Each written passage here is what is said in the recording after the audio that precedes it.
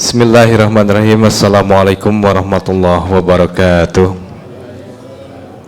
Alhamdulillahirrahmanirrahim. Wassalatu wassalamu ala rasulil karim. Asyhadu an la ilaha illallah annahu la syarikalah wa asyhadu anna muhammadan abduhu wa rasuluh, amma ba'du. Alhamdulillahirrahmanirrahim. Hadirin rahimakumullah, kita menuntaskan hari yang kedua dan kita sudah masuk ke hari yang ketiga. Dan mudah-mudahan salat kita, puasa kita, ruku kita, sujud kita, kehusyuan kita diterima oleh Allah Subhanahu wa taala. Amin ya Allah rabbal alamin. Salam serta salam terlimpah curahkan kepada junjungan kita Habibana wa Nabiyana Muhammad sallallahu alaihi wasallam, sebaik-baik teladan untuk kita semua, dan tentunya untuk kita sebagai umatnya punya kewajiban memastikan diri kita mengikuti sunnah-sunnahnya, terutama momentum ibadah puasa di bulan Ramadan itu banyak sekali sunnah Rasul yang kemudian bisa kita amalkan, yang mudah-mudahan konsistensi kita mengamalkannya menjadi wasilah untuk kita kemudian menjadi pembiasaan di hari-hari di luar bulan Ramadan. Edisi malam-malam Senin kita khususkan ada pengisi dari luar, ada seorang profesor dan ada 3 orang doktor yang insya Allah ikut mengisi, dan tentunya ini menjadi wasilah, mudah-mudahan wasilah untuk kita menambah hazanah keilmuan kita, ya. Dan itu edisinya setiap minggu 1 orang insya Allah, ya.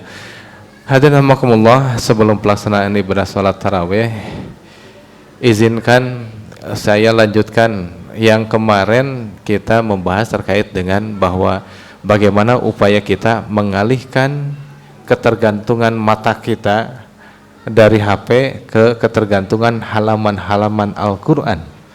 Kemudian tidak apa-apa, hanya 1, 2, 3 ayat, yang penting menjadi kebiasaan setiap harinya, gitu ya.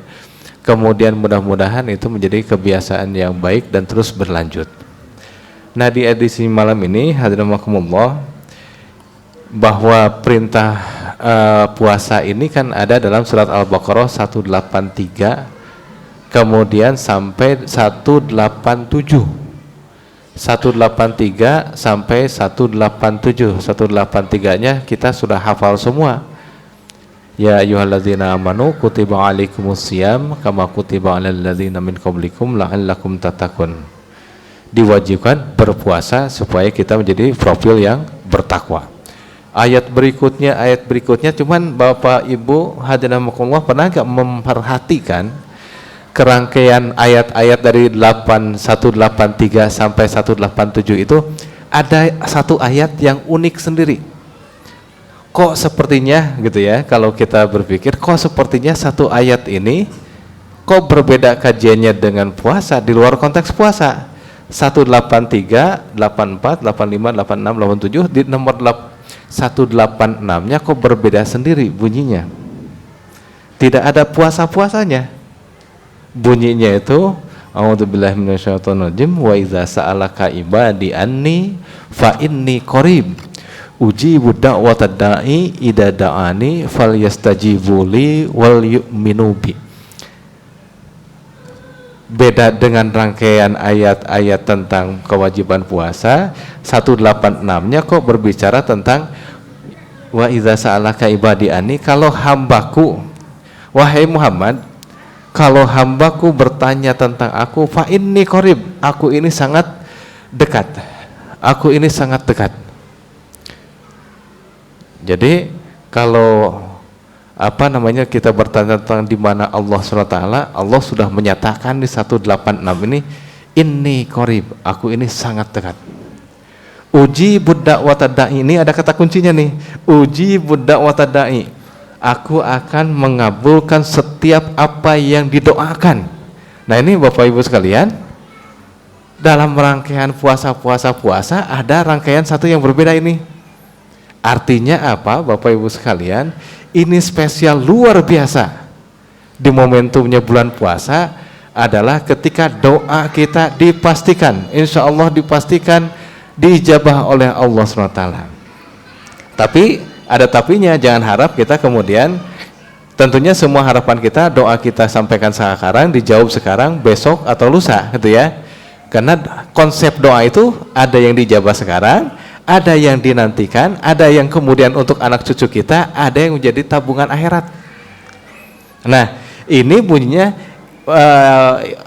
apabila meminta kepadaku, apabila berdoa kepadaku, aku pasti akan kabulkan. Nah, ini kalau kita merujuk kepada hadis Rasulullah SAW, ada 3 golongan manusia yang doanya itu pasti dikabulkan. Hadis Tirmizi. Siapa yang salah satunya adalah as-shaim hatta yuftir. Orang yang dipastikan dikabulkan doanya adalah orang yang berpuasa kemudian dia berdoa. Artinya sepanjang hari kita berpuasa itu seluruh rangkaian harinya itu adalah momentum terbaik untuk kita berdoa. Sepanjang hari kita berpuasa adalah sepanjang waktu itu doa-doa kita dikabulkan. Nah, pertanyaannya, apakah kita sudah memanfaatkan momentum itu? Atau misalnya dikit-dikit buka HP lagi gitu ya. Nah, itu sepanjang waktunya kita berpuasa, sepanjang waktu itulah kemudian menjadi momentum diijabahnya doa-doa kita. Sangat spesial, sangat spesial.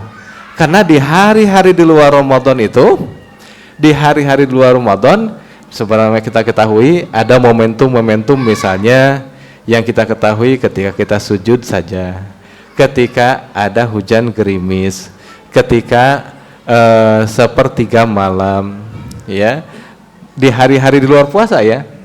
Tapi kalau di bulan puasa setiap harinya sepanjang hari itu momentumnya, kesempatannya adalah kesempatan kita diterima doa oleh Allah SWT. Sudahkah kita memanfaatkan waktu itu? Al-Qur'annya sudah sangat jelas, wa iza sa'alaka ibadi anni fa inni qarib. Aku ini sangat dekat.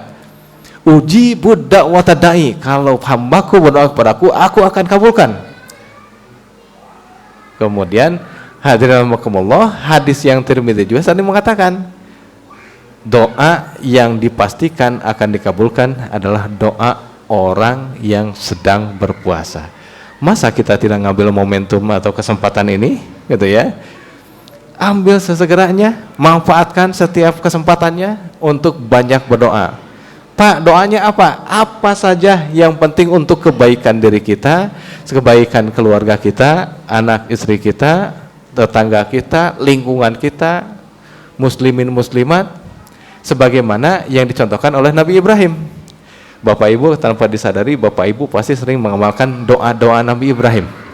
Ya, Rabbi habli minas solihin contohnya. Rabbi habli minas solihin. Kemudian Rabbij'alni muqimas sholati wa min dzurriyyati. Rabbana wa taqabbal du'a. Rabbana ighfirli wa liwalidayya walil mu'minina yauma yaqumul hisab. Itu contoh-contoh doa yang selalu disampaikan oleh Nabi Ibrahim. Dan di sana Bapak Ibu sekalian ada mengajarkan adab berdoa. Kalau mau kita berdoa, pastikan yang didoakan siapa? Diri kita sendiri dulu.